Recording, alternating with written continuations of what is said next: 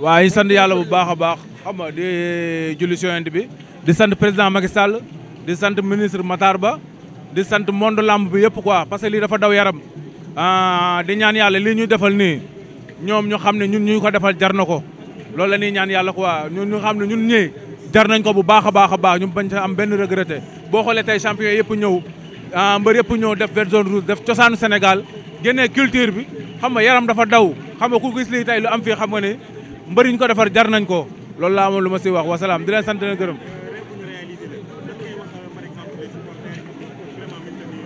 waaw supporters yi muy wax leen ñu xam ne lii ñun ñoo ko moom te kenn du yàq sa alal kenn du yàq sa bopp ñun lu ñu moom nag duñ ko yàq te duñ nangu kenn kuñ ko yàqal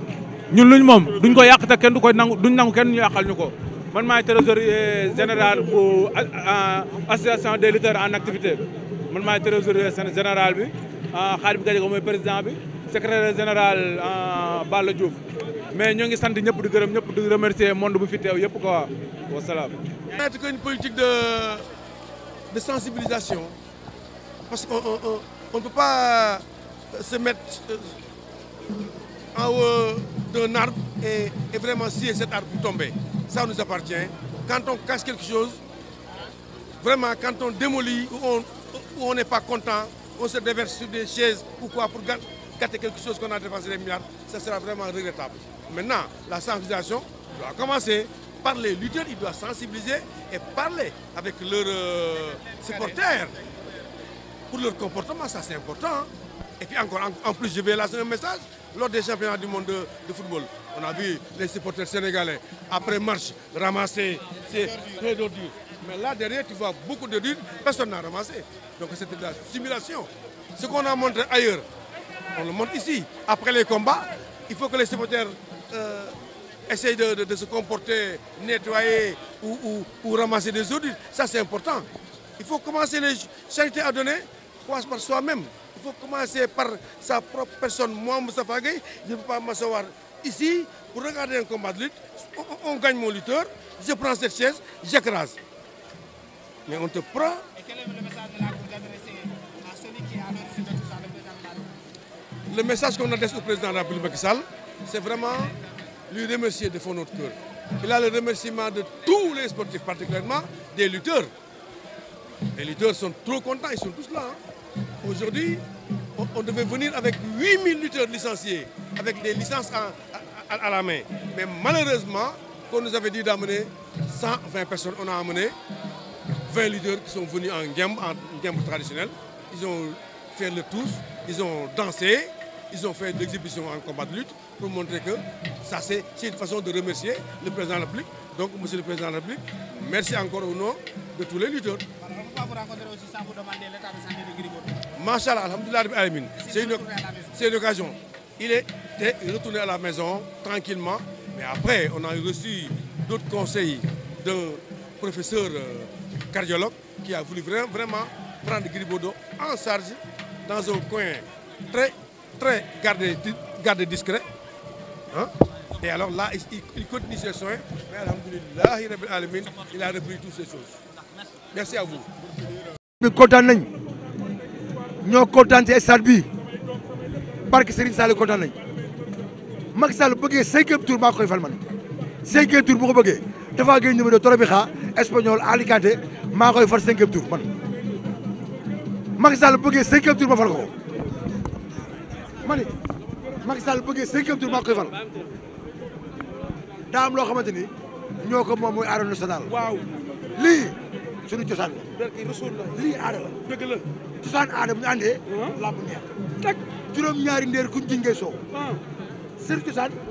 xam nga ne ki 2002 ba tey fi waaw ñu boole ko ay sabar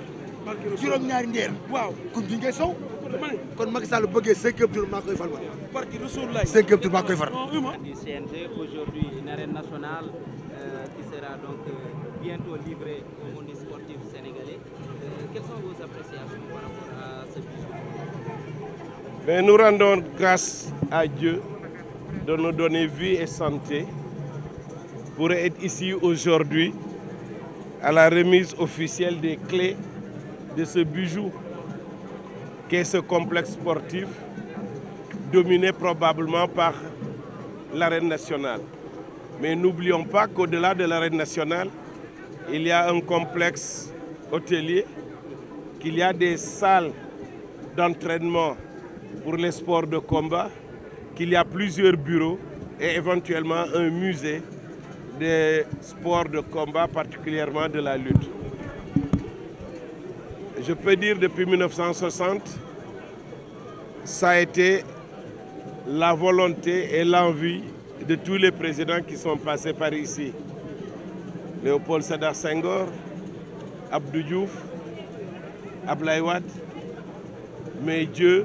l'a réalisé sous le magistère du président Macky Sall.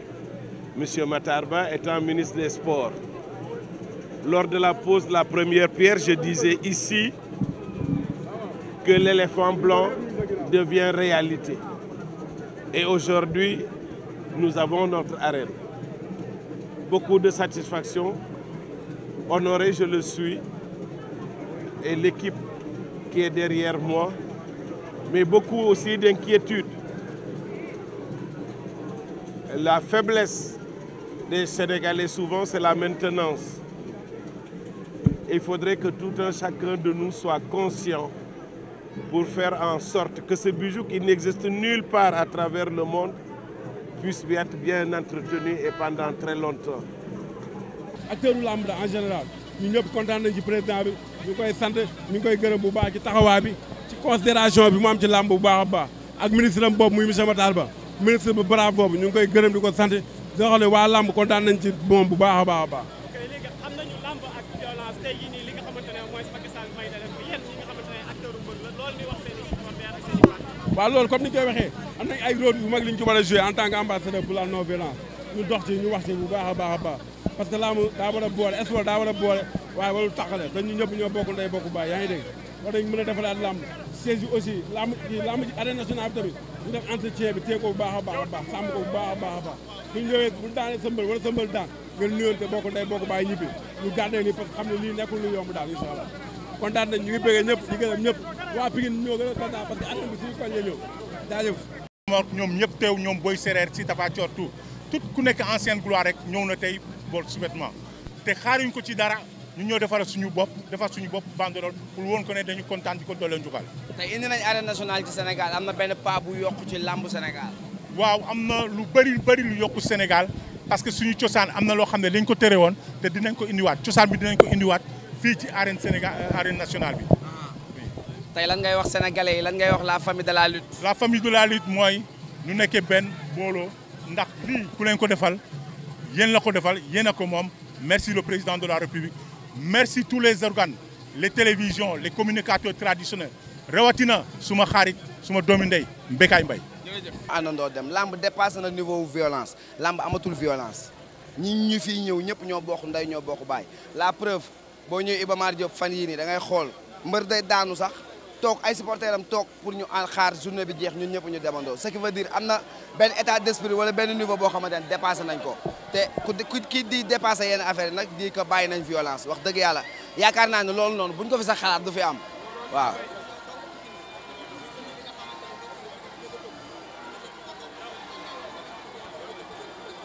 waa Pikine am nañu ndam Pikine ndam bi ñu am mooy dafa am lu ñu leen daan wax ci làmb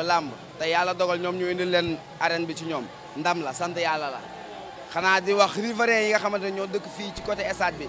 que yàlla na leen yàlla ñoom tamit xama may xalaat boo xamante ne dina mën a tax xama ñu mën a gérer arène bi gérer bu baax aussi yaakaar nañ ne ñi fi dëkk aussi ay nit lañ yoo xam ne yu civilisé Pikine ay nit yu civilisé ñoo fi dëkk te ay nit yu baax ñoo fi dëkk te fu ay nit yu baax dëkk wax dëgg yàlla lu baax rek moom moo fay am. ñett at ci ginnaaw est-ce que géntoon nga waaw géntuñu ko woon mais bis bi ñu ñëwee pose première pierre bi lañ gëm ne dina am te wax dëgg yàlla pose première pierre bi ak léegi yàggul te gars yi réalisé nañ ko fii maa ngi koy xalaataat ci beneen région maa ngi koy xalaataat biir Dakar ñëw na Pikine maa ngi koy xalaat mu am biir Dakar mu am Thiès am Kaolack su ko defee làmb moom boppam incha allah bëggee na. waaw maa ngi leen di fay waa leeral point net. waaw ñu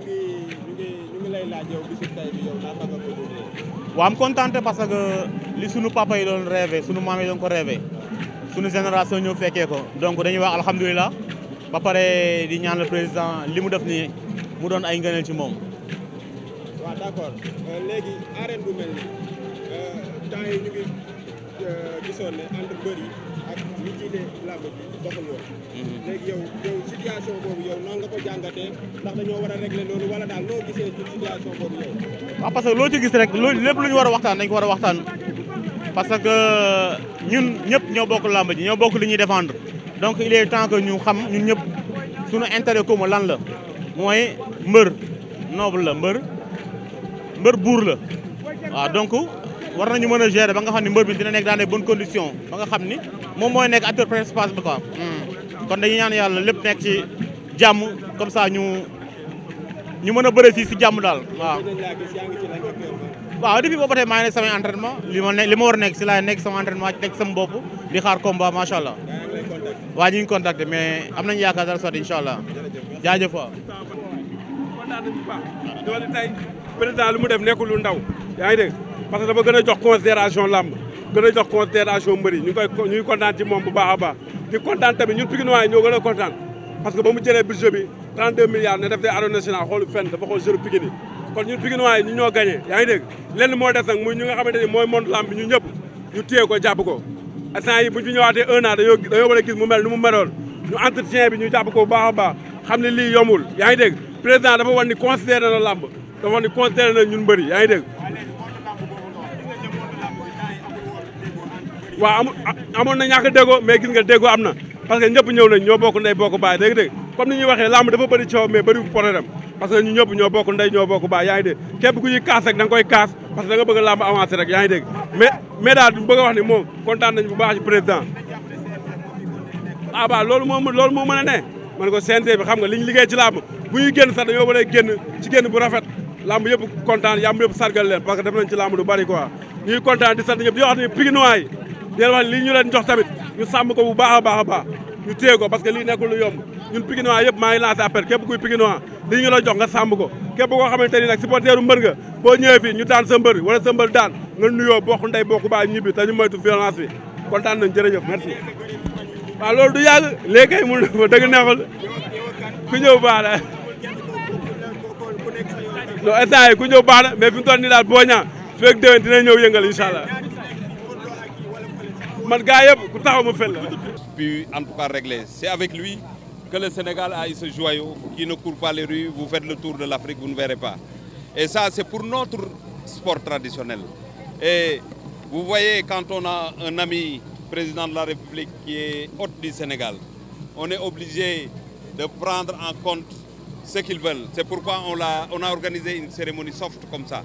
Mais au mois de septembre, le président Macky Sall va communier avec les sportifs. Il y aura une journée d'inauguration de cette belle arène nationale où on va parler de lutte, de l'histoire de la lutte, mais on va parler d'autres sports parce que c'est un complexe multifonctionnel. Donc, étant ministre des Sports, qui a eu la chance de conduire avec nos amis chinois cette belle infrastructure jusqu'à terme, on a posé la première pierre avec le président Macky Sall, on a reçu les clés avec le président Macky Sall, donc je suis un ministre comblé, un ministre fier qui aujourd'hui, effectivement, au lendemain de notre qualification avec les U20 pour la prochaine Coupe d'Afrique, on a reçu les clés de ces beaux bijoux.